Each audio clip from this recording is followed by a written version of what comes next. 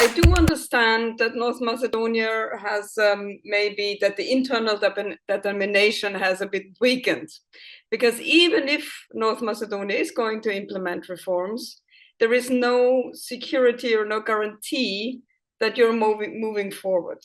And still, this is because it was very interesting that you brought in now Albania as an example.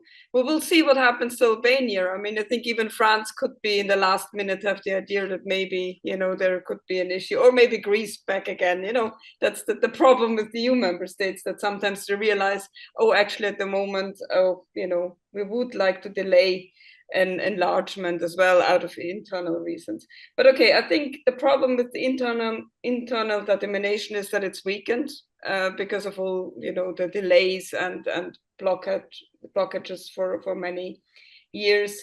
That the EU is not a monolith, so there you have the Commission, you have the Council, you have the EU member states, and every time in the process, there could be a stop to movement forward. But I think, and that may be in relation to agency, maybe even looking at all the reforms Northern Macedonia has to implement or just start doing, why not looking at the reforms which make sense to the state anyway? So independently of the EU membership or not. I mean, I think there's a lot of things which, political elite or the government or even the population says it makes sense. So should we go for it and do certain reforms and show that we can do reforms, that we can implement something?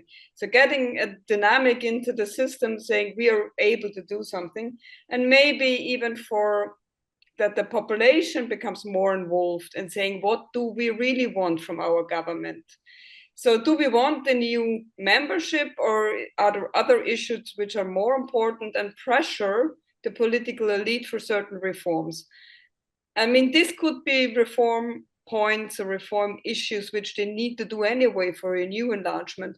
But I think really to establish the link between people and government again, and that the government has a responsibility to more or less reform the system so that it benefits the people.